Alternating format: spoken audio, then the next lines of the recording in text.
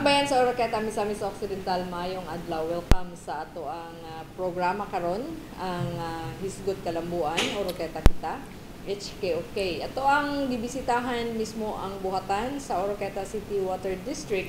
Diin ato nga timingan nga nagpahigayon sila silang regular board meeting. O atong nadungog ang mga kalambuan nga mga plano nga ilang gihisgutan during sa ilang meeting. Ato kanang madungog, pinaagi sa atohang General Manager, Gino Anuos, then atong kauban ani sa background, na atong chairman sa board, si Colonel Pasiano Deloso, si Sir Alex Umandam, si Sir Mario Bunyao, si Ma'am Ani Lagora. Anisita Lagora, then si Ma'am Florita Bangki. Mani mga board of director diri sa OCWD.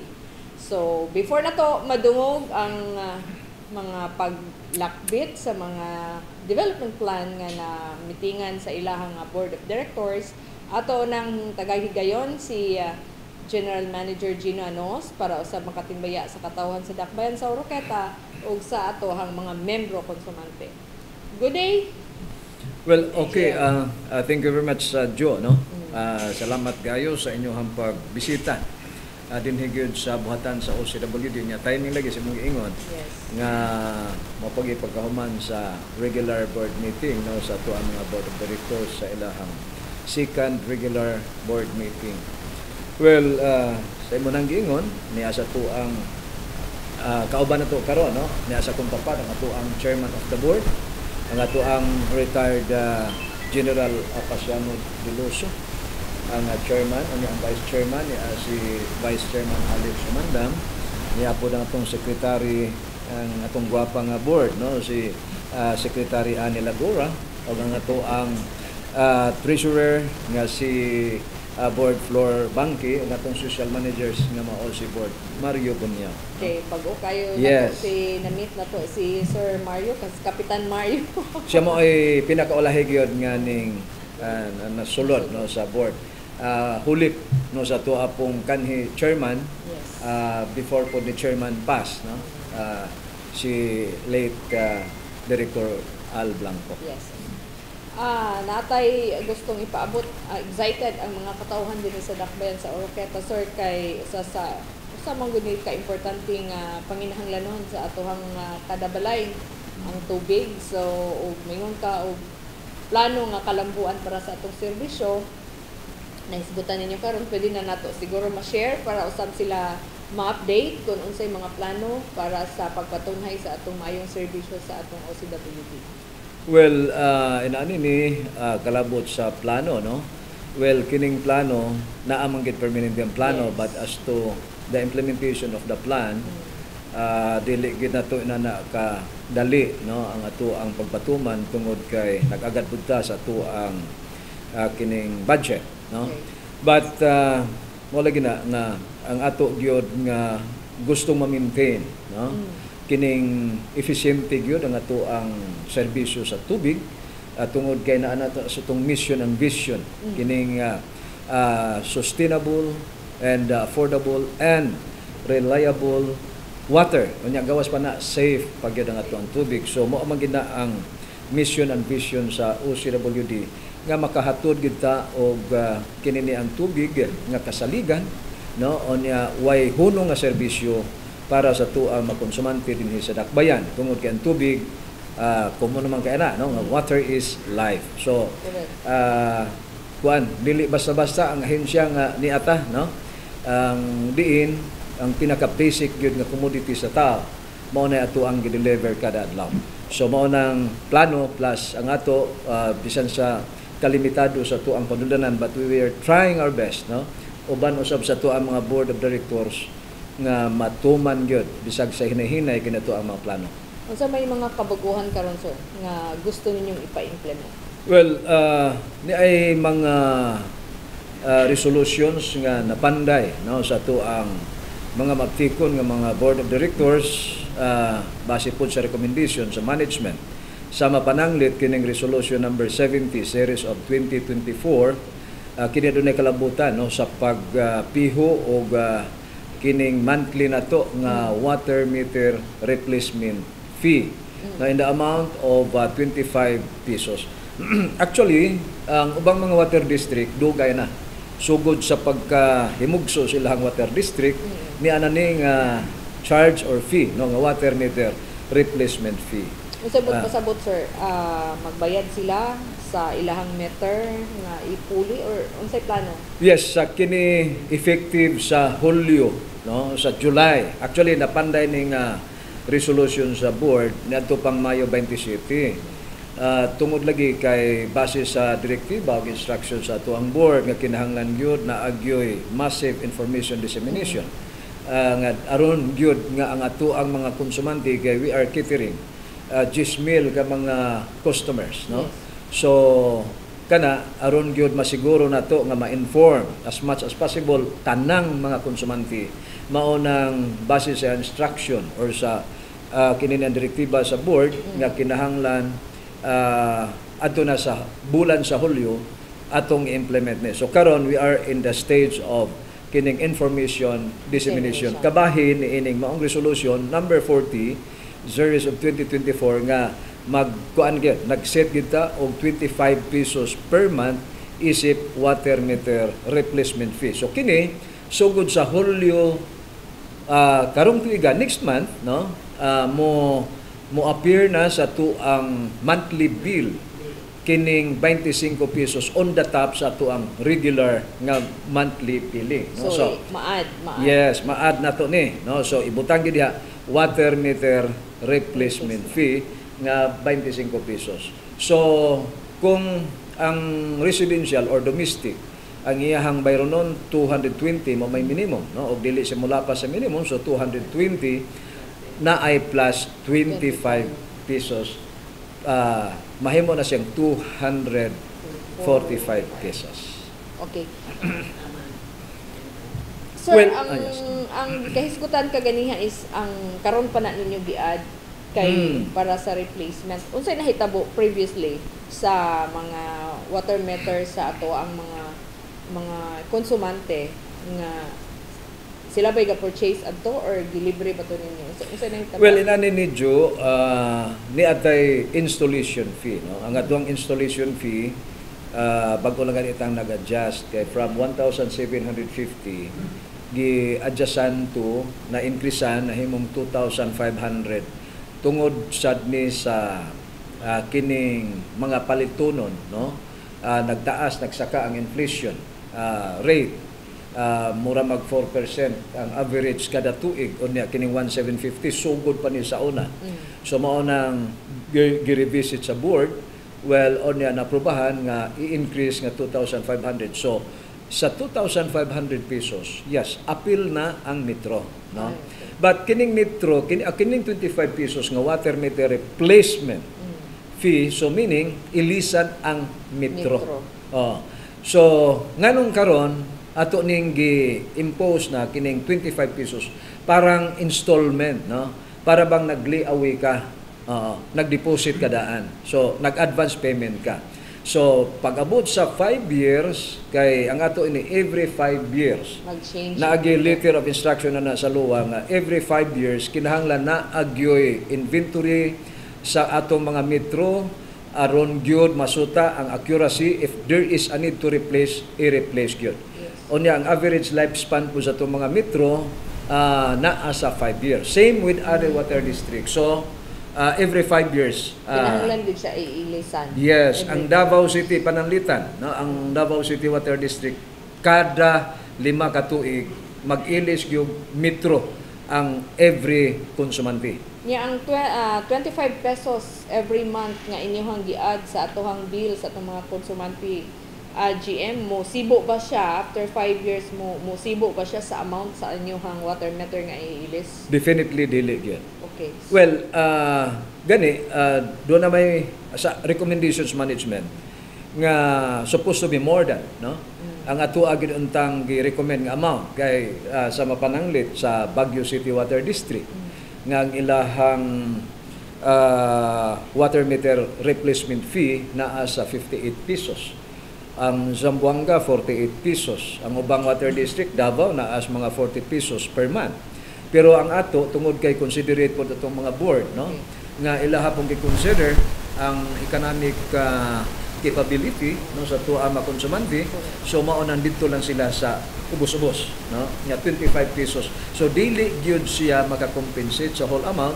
Tiyali karon nato paliton ang og karon nga presyo kay from July, no, this year, after 60 months kay 5 years man ni kung atong kompyuto na as 1,500.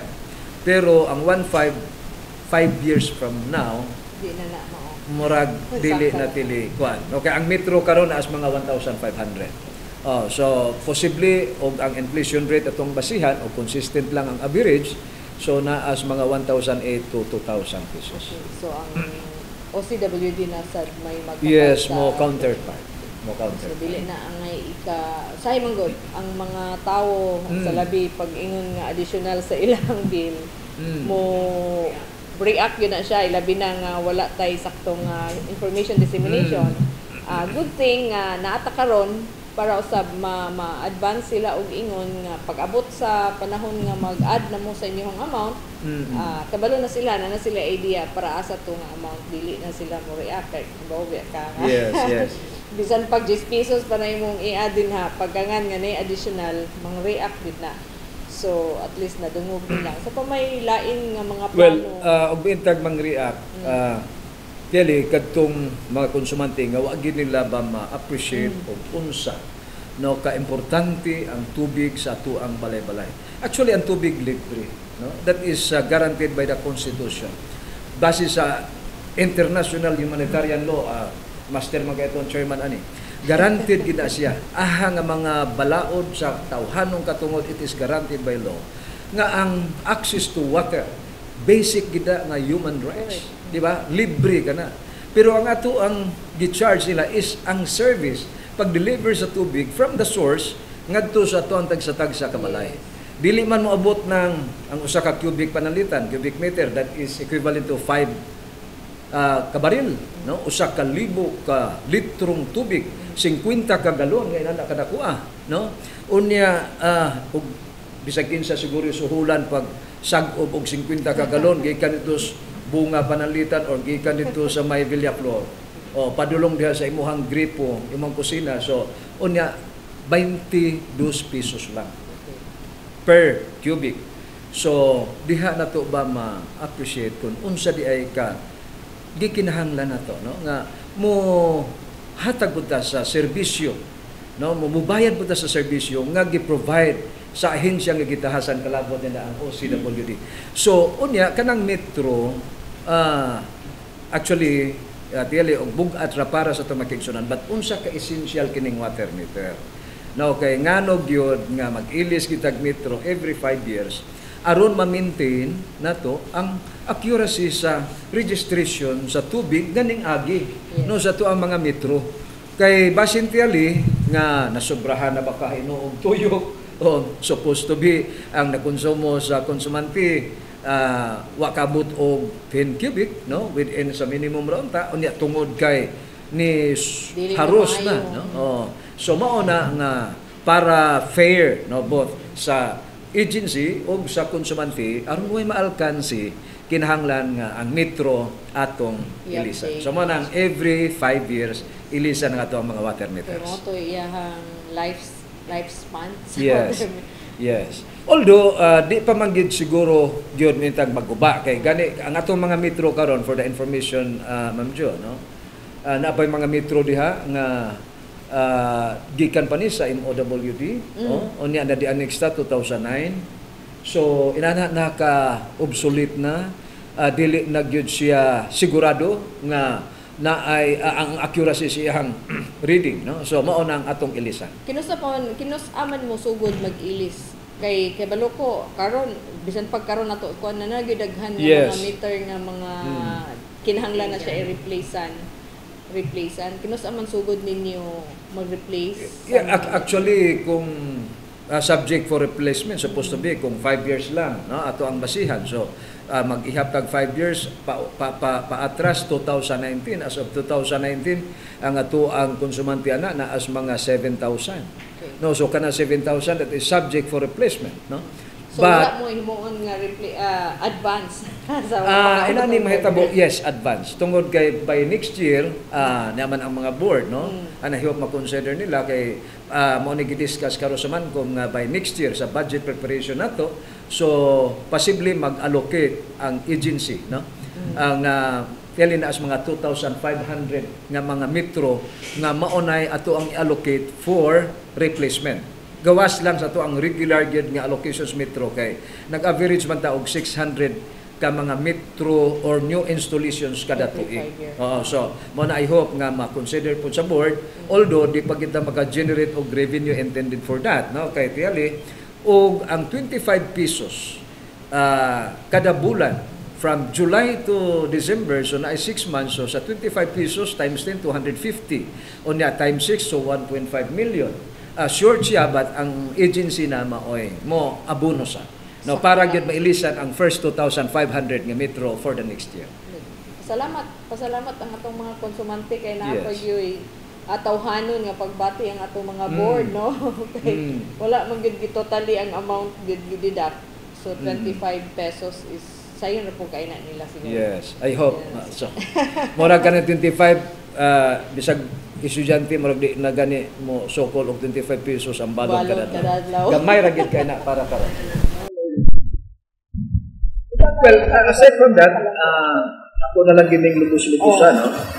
Well, may apoy resolution number 69 series of 2024, kining resolution amending section 15 and 36 of the approved utility rules and regulations of OCWD.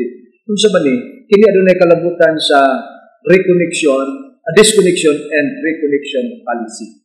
No, doon na kay policy kabahin sa ato ang pag-disconnect o pag-putol o pag-reconnect. So, tanang aksyon sa ahensya, it is cloaked or covered, no, sa policy nga gipanday sa ato ang mga magbabalaod sa kuan ba na, konseho, no, mga lawmakers, so sila mga policy makers. Policy makers, because we are guided by policy. So, mauna nga kining palisiya nag-amendar ni sa provision, no, na provision sa atong URR, sa atong utility rules and regulations, particularly on the disconnection and reconnection. So, inani ang disconnection, upon disconnection, gitagaan ka og duha ka semana, no, para ma-reconnect nimo nga ang imuhang bayaran is only reconnection fee in the amount of 275 pesos. Okay. Pero pagka human sa duha ka semana kung dili pa nimo ma-reconnect from the 15th day taman sa tulo ka bulan ug imuhang i-reconnect 275 mag-charge na ang agency og 50 pesos additional isip inspection. So, di modo 325 lang ang inyong bayaran. Okay? From 3rd month, taman sa 6th month, okay, magikaka-reconnect anang mga bulana, taman sa 3 ka bulan, kung di rin nakalapas 3 ka bulan, taman sa 1 ka bulan, ang imuhang bayro nun is 500 pesos plus 50 pesos. So, 550 pesos. Aron ma-reconnect ang imuhang disconnected na kininiang connection. After 6 months, okay, wag po nimo ma-reconnect. Yali, wag pa kay plano din i-reconnect, dinikan kay ipan nimo dili gikinahanglan. But, after sa disconnection, mga lampas sa sunod na bulan, naka-decide ka nga imong i-reconnect yung service, dili na siya reconnection. Ma-consider na siya new installation. So, mag-apply na po ka bagong application.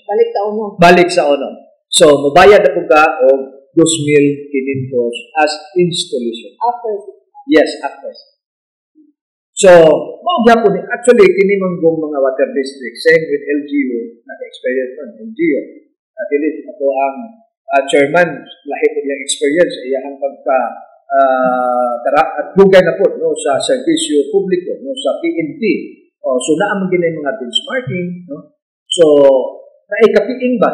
So ang water district wa man ginumunod-ulay sa to nga mga tuan. So nag-benchmark po ta. So ubang mga water district so gani ang ilaha dugay na nila apply. Unya ang ilaha kung reconnection fee mas dako po kaysa ato. No? So ang ato lang kay ang mga board po nato is very considerate. So kung say gi-recommend sa agency sa management ng medyo taas-taas, sila goy, murag taas-taas na. So diri lang sa ta. So ina na po. Okay. So napasabot nato ni karon nahinay na nato ni pa sa ipasabot sa ilaha para usab ay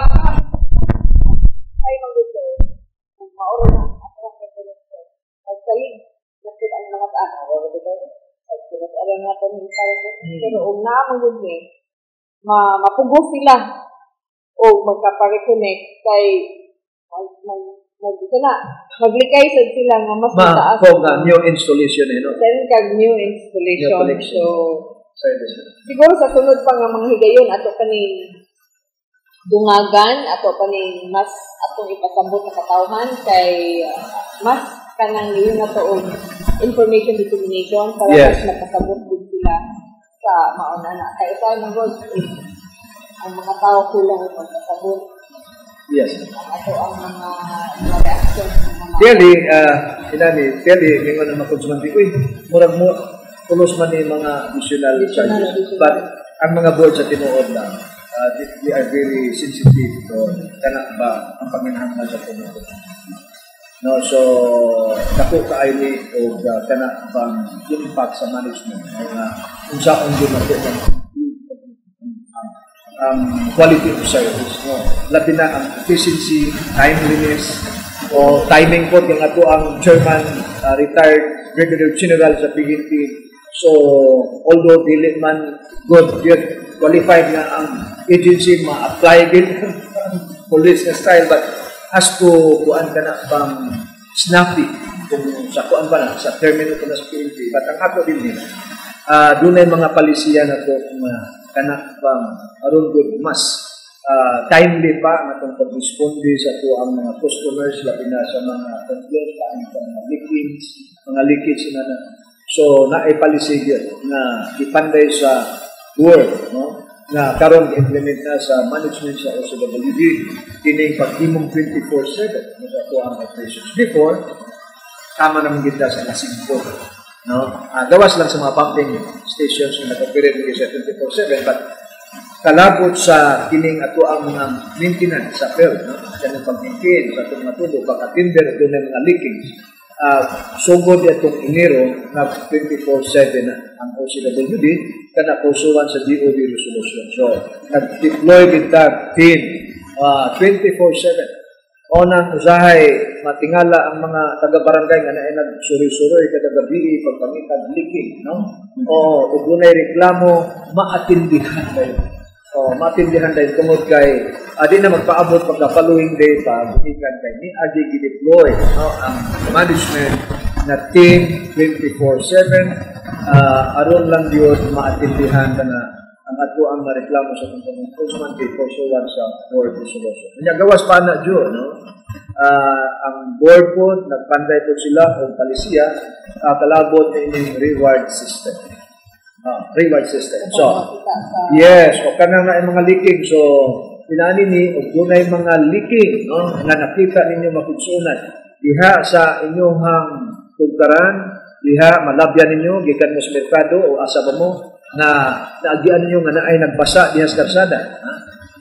So posible leaking ka na i-report na yun sa ito ang OCWD. Ako lang ipa-flash diha sa screen no? Ang cellphone number o ang atong hotline aron yun na sila idea kung asa nila i-report. No? Aron kanang mga tipster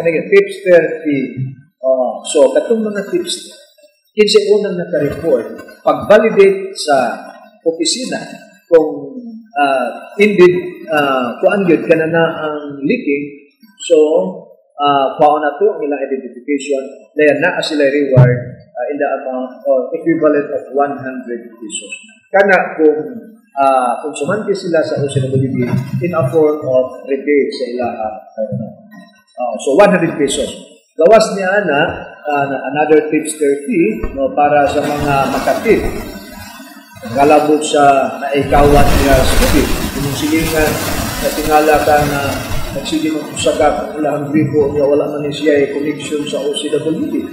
So that is water filterage. No? So tipster fee, no? Tagaan siya of 600 pesos. So, 600 pesos ang iyahang madawat isip reward o gikan sa ahensya in a form Japanese sa rebates. Pero kay Kelly, ang iyahang bayro nun, 600 lang. No? So, niya 600. So, the balance will be paid cash. Pwede na pong ihang i-advance kung bayad good for 3 months. No? And dayon, ang ikasiguro lang nato ikagarantiya sa mga tipster dili yun hayagin mo kabalaka na mahibawan mo kay with kuan gyud ato yung ang identity sa mga tipster ginato na i-report kay aron malikayan basig sulunod kag sundan ng silingan kay i-report so mao gina instruction sa board headed by the chairman no. Kung pwede po ganit ang natay intelligence fund. So, ang ahensya nag-allocate yun para na. Pero in fact, doon na yung mga naka-avail sa mga gana na ang incentives gikan sa salamat po ka kung na-audio mo ka-operate na hindi mo good pwede na inyong buhatan. We cannot cover everything. Yes, of course. So, that's true. Kinahanglan ta o mo cooperate na to. Pero at least nakita po sa mga konsumante na to na na-agyo improvement sa inyong services. Gani, ako na lang yung ipa-abot ninyo na naiusa sa mga residents sa Villa Flor, na minun sa nakwate. Ingna dahil si Manager Gino na salamat kayo to ang tubig sa Villa Flor sa una every other day ang agas karon magabihin na lang ang palong. So, nalipay na sila sa service ko na nakita din sa hinay-hinay sa mga konsumante na na-improvement, na-development sa ating services. So, klaro kayo, wala na tulog ang ating mga services. Yes, kay kita may dokdokon push board. O ang management board. Kung may mo, di naging matuhog. Kay sa tinuod lang, very workaholic ang board. Kaman sa naikuan. Wala sa pag-expect ato nga maabot sa ato nga inatiba nga kuan. Kita mo siya sa atong interview with Sige. Kasi sa inyo sa si Manager Gino Tiang. Thank you. Well, okay, mag-isip ko Villa Flor, ako lang singit gamay. For the information ko sa ato ang konsumante, ilabi na sa Villa Flor, nga kadtong naapagi mga area diha na medyo di pagid kaayo lagi, no? Di pagid continue sa consumer study. Kamulo na karon no og trabaho ang ato ang technical men no sa engineering aron pag-restore sa ato ang usa sa mga pumping station diha sa Villa Flor aron yun to augment no sa ato ang bikinhang supply kay nadugangan namang gud sa muntin ang tungod aning Mediatrex na nag-tap ng tubig no ato namang giserbisyuhan ang Mediatrex so mura og ni nakulang ang ato ang supply na gikan sa ato ang usa ka pumping station so mao nang piyali mga sunod bulan hopefully gabili na ma-operational again ang mga pumping station so diha na ma-feel lagi nila kusog na ibalik ko sa Thank you kayo, Ian. Thank you kayo sa mga board dito sa OCWD, sa inyong kagayan na pag-commentary sa ayong polisiya na nakakapag-direksyon sa ato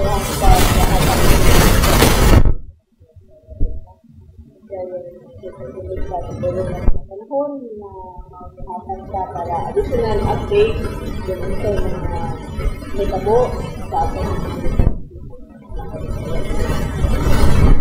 maraming salamat sa inyong Yes. Thank you very much. Salamat po sa inyong bihatag no sa Ma'am Jo sa